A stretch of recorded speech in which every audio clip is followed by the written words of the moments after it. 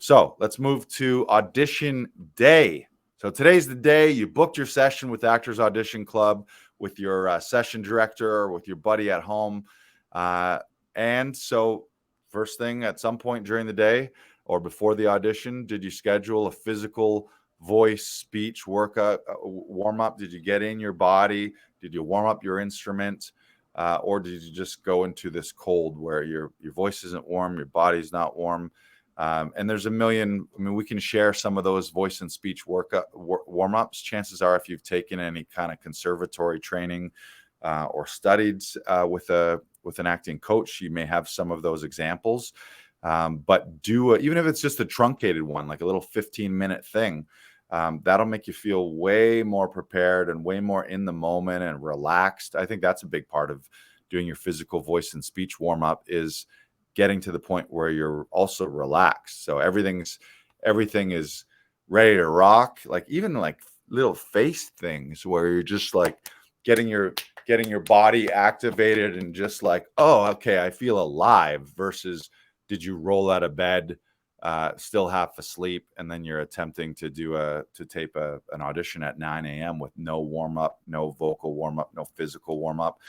Like even things like going for a walk, going for a jog. A lot of people like to go to the gym first so that they're fully activated. You got fresh blood, you got fresh oxygen in your brain and in your body. I think all that stuff makes a huge difference. So yeah, get that warm up in early on. Is hair and makeup camera ready? Do you look like your headshot? You were asked to audition partially because of your look and how you look in your headshot, and what you're able to do in previous tapes, and what you're able to do on your demo reel. And does that look like your headshot or demo reel when you're doing the audition? Like that is a critical part. Making sure that you, and like, actors are very obsessed with their hair naturally, and so like making sure that you look good is also a huge benefit, and is a huge confidence boost when you are filming your audition. Yeah, So it's a look good, feel good thing. yeah, exactly. Yeah. Maybe this one goes first in this section, but did you set your mindset, your intentions, some form of visualization, meditation, affirmation, monitoring your self-talk? I think that goes huge. That pays dividends. And I think the biggest thing is it's about feeling the good feelings. Like if this goes perfectly, what is this going to feel like? What is it going to look like? Much like an Olympic athlete, like a skier, for example, they're going to be on race day, visualizing every turn, every move, or a gymnast is going through every part of their routine.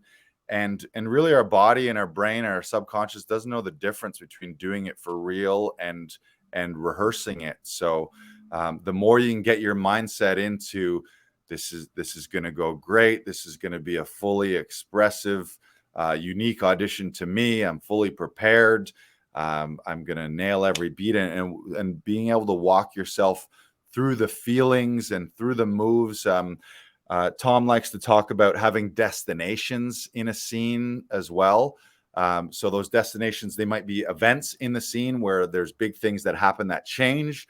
Those could be visual architecture moves that you do that are more a visual viewpoint, where you're matching something physical to the words or doing some kind of physical move. Oh, this is the part, this is the scene where we're at the dance hall, so I'm going to do my little spin move right here, just so you have almost like a series of checkpoints throughout the scene and throughout the audition.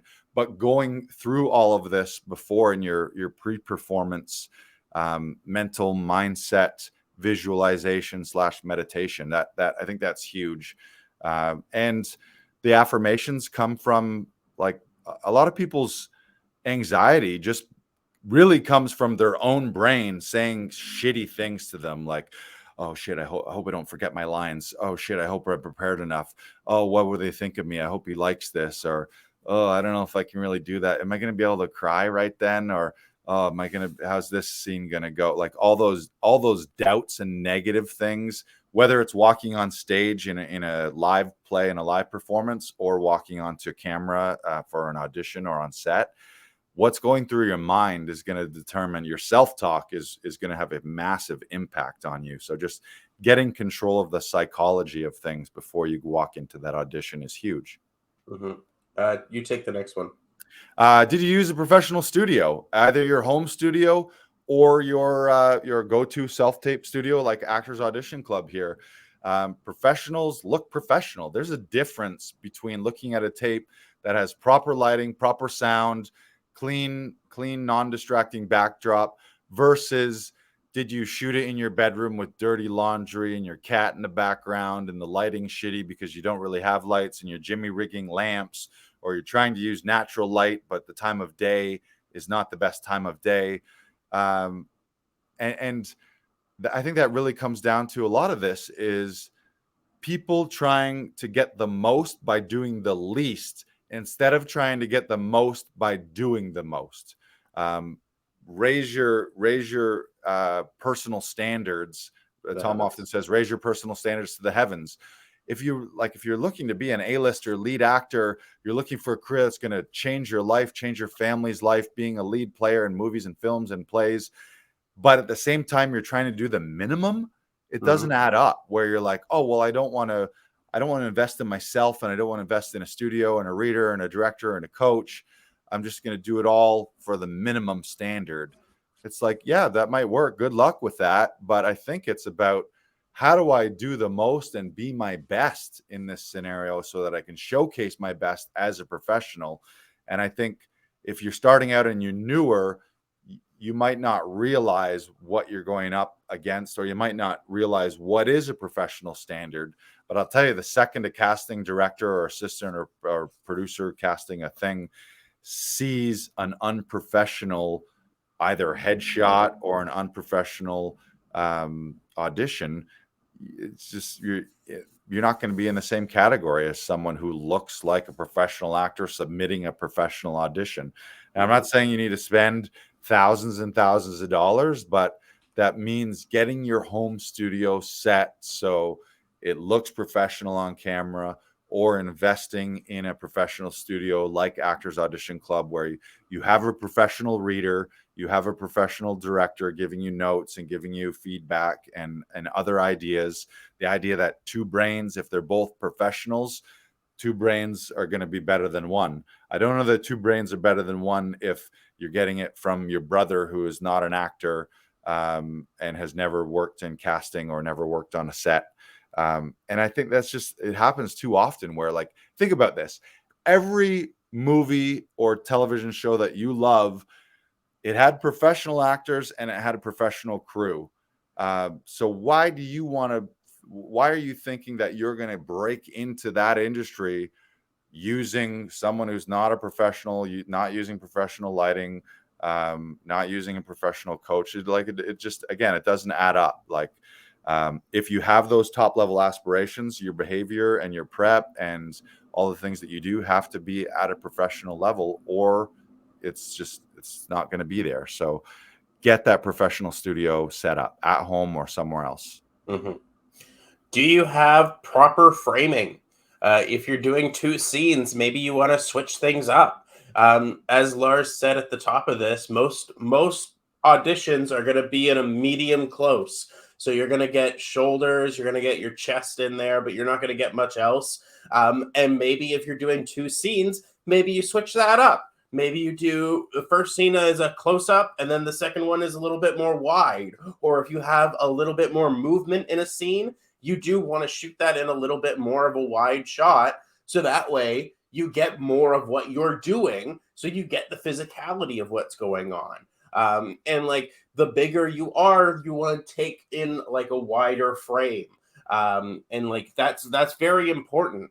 And so making sure, especially when you're doing your text analysis and you're prepping for your audition, to have that in the back of your mind, like, ooh, it would be really cool if we shot it like this. It would be really great if we shot this scene in a medium close, and then the second scene we shot in in an even further shot, or maybe the second scene's more of a close-up and more of an intimate scene, and so you want to get your face in the camera, and make sure that that's where that is. And just to go into the next point as well, have your eye lines mapped out. Make sure that when you go in there, you know how many people you're talking to in the scene, so that way you have things planned out. You want people to be just to the left or the right of camera, right? And so that way your eye line is almost perfectly in view. We can always see your eyes. Eyes are the window to the soul, and we want to see that on film. We want to make sure that you're always in frame of the camera, so that way we can see everything that you're experiencing at that point in time. And like that'll make your audition so much more richer as well. And just having those ideas mapped out will elevate your audition and make you so much more effective when you're shooting that audition. Right. I just want to go back to framing, and what I'm about to say applies to a lot of these points, but a lot of it is properly reading and following instructions from casting. Not that you need to be limited by those instructions, but you use those as a jumping off point. So if it does say, hey, we want everyone to frame this because of the nature of the scene, we want everyone to frame it waist up. Or it might say a medium close-up, which is generally like sternum up. Listen to those instructions, but it doesn't mean that you have to stand there and never move in a still static medium close-up. Mm-hmm. We talk about finding visual architecture. So maybe you can enter a little deeper in frame so that you have that nice big wide. And again, I'll use the example, say the scene was at a wedding dance. If it's a big wedding scene, maybe in a wide, you can dance your way over to the person that you're going to be talking to, find your mark, plant in a nice medium close up, have the scene, and then at a real critical moment, a big line in the scene or a big beat in the scene, maybe that's when you come in for a real impactful close up as well. So it's some of that framing is it's first follow instructions, so you're doing what they ask you to do. But then how can you better tell the story through some visual architecture? And knowing that if you are in a close-up, you can't be moving around in a close-up. So if you do need to move and you want to do something more physical after a close-up, you're going to need to back up into a medium or into a wide if it's a physical, like say there was a close-up scene, but then you break into a fight with your scene partner and you need to choreograph a little stage combat stuff. Well, you can't do that in a close-up because it's just going to be this weird head moving around that just doesn't sit well in a close-up. So have your close-up moment, boom, we're going to fight, and then it's back up into a frame that you can actually play some fighting and play some physicality. And the eye lines, I love what you said about eye lines. Having those mapped out, again, you're telling the story, and being mindful of keeping it all like it's probably 90 degrees. It's like 45 this way, 45 that way, so everything's here. So that when it's often people will make the wrong choice if it's something that's not the main character, like someone. You yell to someone off camera or you look out a window. Well, don't look out the window here. And Tom Todoroff will tell us no one ever gets cast by how beautiful their left ear is. Eyes are the window to the soul. Or you see a dead body on the ground. Well, you can't make the dead body directly here because what are you seeing? You're seeing my forehead. So it's cheating some of those eye lines. I can look at, if I see someone that I don't want to see and I look over here, you don't see any of my reaction to that. You can't see my eyes. You don't see how I feel about it. But if I'm here talking to you and then it's, oh shit, this guy's like, you actually can see my reaction to that. So it's your eye lines will allow you to play beats and playable moments for the camera that if you had different eye lines, they miss that whole moment. So especially moments of discovery where you're seeing things for the first time, you see your first love, you see your arch enemy, you see something horrific happen. Well, you can't see that not looking where the camera's going to see your eyes. Otherwise, they miss it all.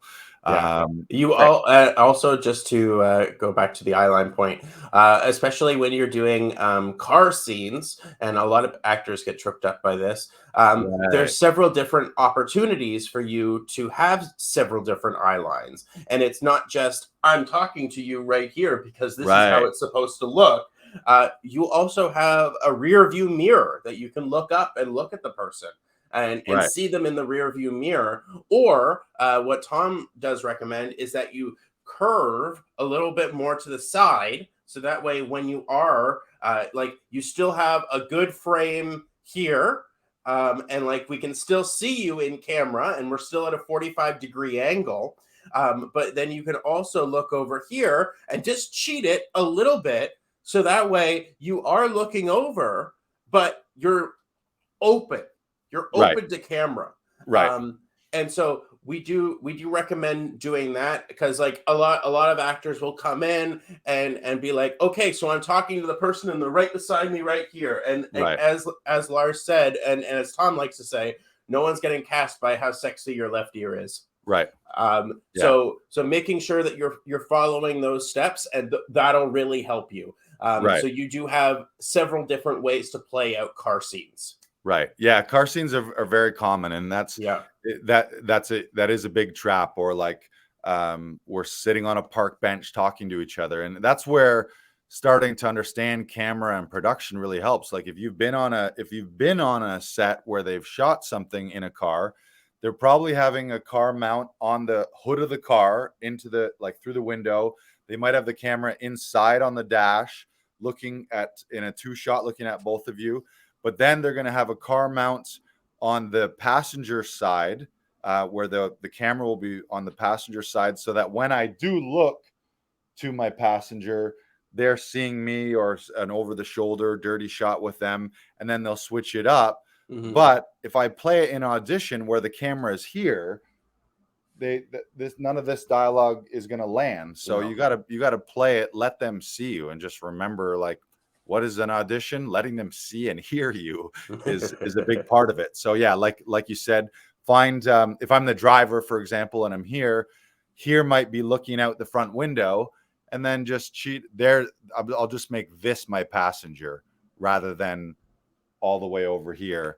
And then here, there's the rear view up there. Yeah. Maybe there's my side view out here. If I want to do something, kids are acting up, maybe I'll do a quick look over my shoulder, but not much of that, because what's the point of me saying, hey kids, quiet down? It would be better to play that into the rear view. Yeah. And be like, why, I swear to God, if you don't stop doing that, I'm going to turn this car around. So it's just figuring out those eye lines and just cheating them a little bit. But the bottom line is, if they can't see your eyes, you probably want to adjust your eye line. Yes. All right, let's bring that back up. Strong beginnings and endings. Now, we're not going to go through everything. Like, if you're a student with Tom Todoroff, or you have your own acting coach or acting teacher, Tom speaks of the guideposts through the Michael Shirtliff's book Audition. So we're going through all of those guideposts in every scene to figure out how much can we pack into this. But I would say we've got some of the biggest things on this list, and one of those is strong beginnings and strong endings. So do you have a moment before? Do you have a strong last look or a button? Those are also moments where you can stand out, because you might have a moment before that no one else did. You might have an improvised button or a last look or a line that no one else has. So it's like,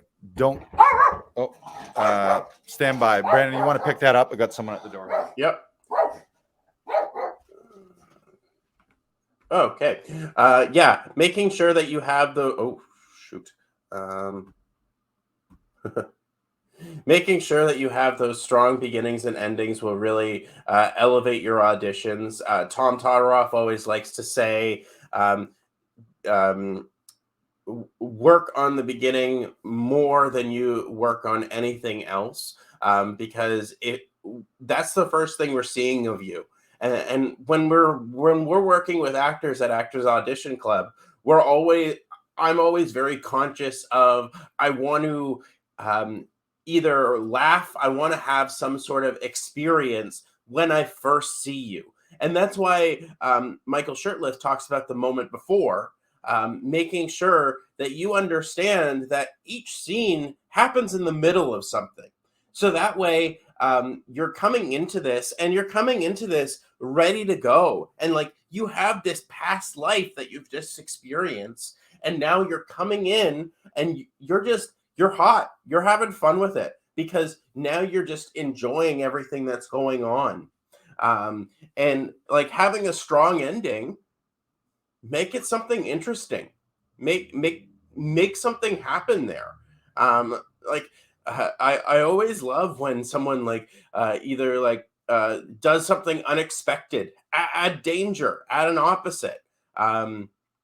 Whatever it is to make things work for you and make sure that it's justified by the scene. There's a lot of times where people will come in and like they want to do something super cool, but it's like it doesn't really work for the story that we're telling. So make sure that those strong beginnings and endings are really serving the character, serving you as the performer. So that way you're excited about coming in to do this audition because you've planned out and like have these ideas of such a rich beginning and such a fantastic ending. And like that really helps you leave the audition at the door. So that way when you are doing this audition, you know you've done your absolute best. You know you've done everything that you need to do to elevate and make the audition uniquely yours. Yeah, this strong beginnings and endings, like this is human psychology. We remember what happens first. It's called the Yep. primacy effect, and Yep. we remember what happens last, the recency effect. Everything in the middle, if there's something that's gonna, like if you're gonna drop a word or maybe you got a little fuzzy mouth on a word, not that you really want that at all, but don't make that happen on your first line or your last line. You don't want to get people. You don't want to be caught as the actor turning off and on. Like also part of this comes in editing. Yeah. It's like I wouldn't edit a tape where the first 2 seconds are me getting ready and then action and then I spring to life. You don't want to see an actor turn off and on. It's just the fade comes up, your face comes up and boom, full tilt boogie, and not warming up into it like, okay, the first line was a little shaky, then the second line was a little stronger, and by the third line, okay, he's really into it and he's got it up to speed. It's like a singer. If the first note out of a singer's mouth in a strong performance is off or weak or shaky, it's done. Like audition over, performance over. No one's thinking like, oh, that was bad, but it got better. It's just they're going to be thinking, that, and then especially the last note, that big booming note in a musical that someone nails. Well, if the last note sucks, what do you think that people will think? They're like, ooh, that was, even if every note was perfect and they were incredible, first note bad, last note bad, in my head, the whole thing sucked. And that's just how we are as humans. So, and another note with endings too, I think a lot of the times people are in a rush to leave frame. Nobody's going to get cast by how well you can do this. And I think a lot of actors are psyched out by it. Said, oh, he leaves. It's like, you don't need to leave for your audition. Maybe if there's something that you can really do that adds to the story on your, like how you leave, or a last look as you're leaving, you still have eyes on your scene partner. That's a cool way. But if it's just turn and leave, then I would just stay there. You think about TV scenes or like walk and talk scenes. Usually they're holding on, maybe one character did leave, but they're usually holding on one character and they're holding on that character's look and they're getting the last beat of how do I feel about how that just went? How do I feel about that person? Maybe I have a little private moment. Maybe I was saying something like maybe I was bullshitting that person, but then they walk away and I exhale, and then my true feelings come out about that person as they leave. Let casting have that last look at you. Don't be in a rush to leave. Strong beginnings, strong endings. It's such a huge thing, and that's the part where you can have fun. You can be creative and have fun and stand out in a scene that way by writing your own beginning and ending, like not completely writing out of the blue, as Brandon said, but something that makes sense to the scene, something that adds to the scene. If you're a comedy person, adding that last funny button, give yourself the last line, have the confidence to do that. A players, lead players, people that they're building movies and series around are the types of people who aren't afraid to throw in a line that they thought of on the spot that's good. Like if the director didn't say cut, what happens next? And throw that beat in there. So now all of a sudden, compared to everyone else, you showed them a brilliant opening beat and a brilliant end beat that maybe wasn't in the script and no one else did. Everyone else was just there, and then they rushed off screen because they didn't want to be seen. That alone makes a huge difference. So up next here, we'll finish off these last few here. These are fairly straightforward, and again, a lot of these are following directions. But at the end of the session, do you have a strong take of each scene that you needed? Strong is up for debate, but is it filled with as many colors or as many notes versus it being one noted where, oh, this is the scene where I'm angry and I yelled every line, or this is the scene where I'm sad and I'm just crying the whole time. You want to pack as much into it, show them as much of you. How do you feel about everything versus just painting it with a vanilla paintbrush and everything's just kind of meh. It's just pack as much of it of you and pack as much storytelling into each scene so that you know, okay, I've got 3 strong takes. Also, the other thing to think about too is if they've given you 3 scenes, chances are those 3 scenes are different and they need to see 3 different things. And it's usually an arc in the episode or in the movie. So yeah, this is the scene where you're being buddy and this is friendly and really comedic and lighthearted. But then there's a scene where this is where the shit hits the fan and things get a little dark and things get a little dramatic and the energy shifts.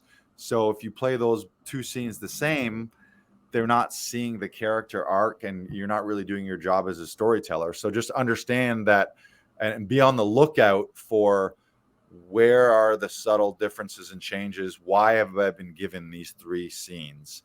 And what can I be doing differently in these 3 scenes? How has this arc changed? And then they look at you and they're like, oh shit, that first scene made me laugh and I loved it. And then fucking the 3rd scene, the guy ripped my heart out in that scene. Like, just like I watched that and just I was destroyed by the end of it. Like that kind of arc, you take someone on that emotional ride throughout your 2-3 scenes, just way stronger than if you just here's me saying the lines in all 3 scenes. So I can memorize words. Not what they're looking for. Next. Did you record a confident, relaxed slate? Follow instructions. Each casting director has their own specific instructions for their slate. And sometimes it's more complicated and sometimes it's very easy.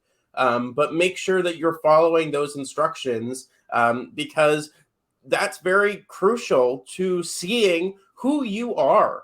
And like we've seen this character, we've seen your interpretation of the character, but now we're just looking at Joe Lars Larson or we're just looking at Brandon Knox, and we want to get a sense of who you are and just like saying your name and like in a happy-go-lucky way or like whatever works for you or in a more professional manner. Right. And sometimes there's camera movement. Sometimes they want a full body slate. Sometimes they don't specify and they don't really, they've seen you before, so it doesn't really matter. But make sure that you're following those instructions. And a little tip especially when it does say full body.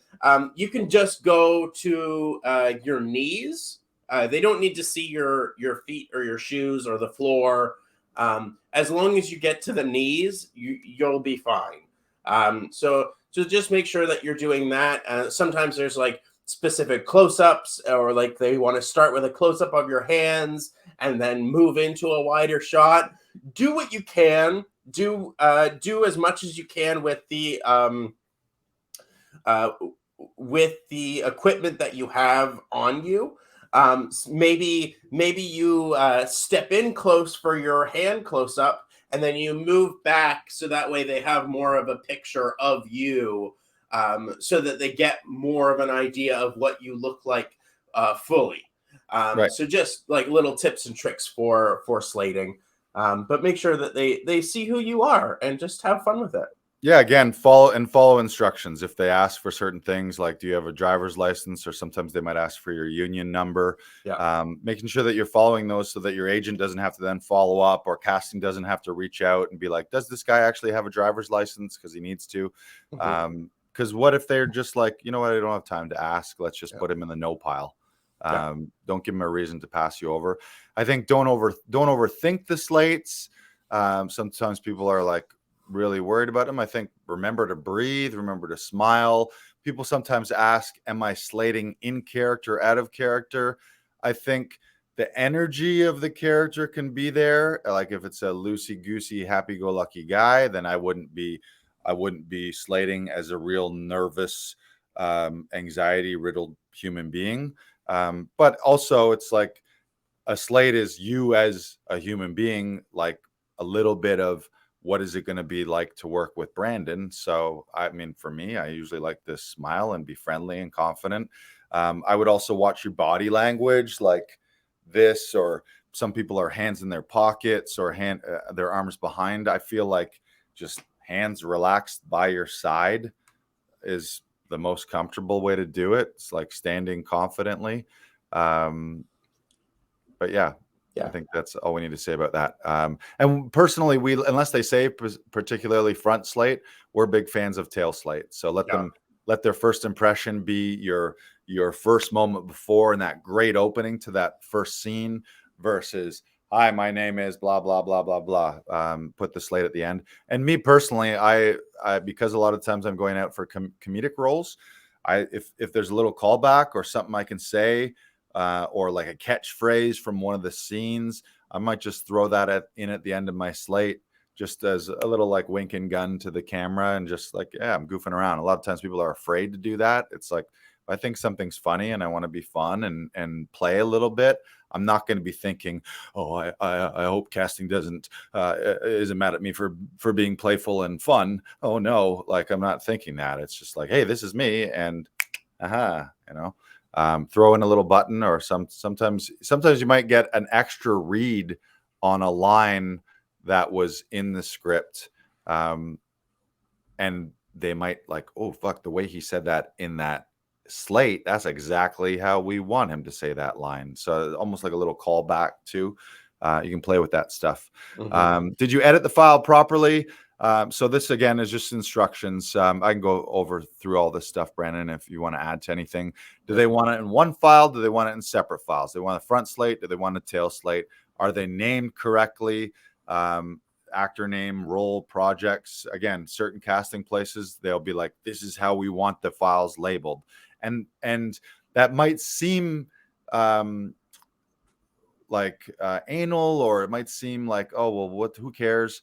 But you got to think of it from their terms. If they're looking at 500 of these and they're all named differently, and they're looking at the files on a hard drive, or in their directory, or in casting workbook or Actors Access, if they're named the way they ask you to name them, then their system of keeping everyone organized is going to be intact, and they're going to be thankful to you for following the directions. And you just immediately come across as a person who doesn't fuck shit up by not following directions. Like, don't make it harder. Again, be a partner, not a project. So don't be the guy like, we haven't even cast you yet, and we've had to send your agent 3 emails because you named it wrong. You sent us one file instead of separate files, and you didn't include the information we needed in the slate. Well, guess what? If you're one of 500 people, it's easier to throw you in the no pile than it is to track down you and your agent. So it's just, that's how it is. So don't expect that you're going to get all that extra energy and people are going to be taking the time out of their day to hunt you down to figure out what you actually should have just done on your own. And are they uploaded and emailed to the proper destination before the deadline? So last thing you got to do, you got to upload them to Casting Workbook, to Actors Access. You got to email them to casting, to your agent.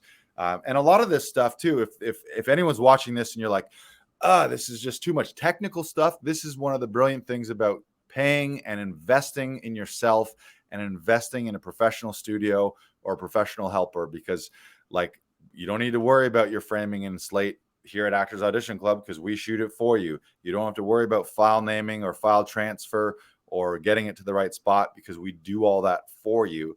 So that really all you need to do is worry about your prep, and you need to worry about your performance on the day, and we take care of all that stuff for you. So huge advantage to offloading some of those technical things and having a camera person who knows what they're doing, having an editor who knows what they're doing.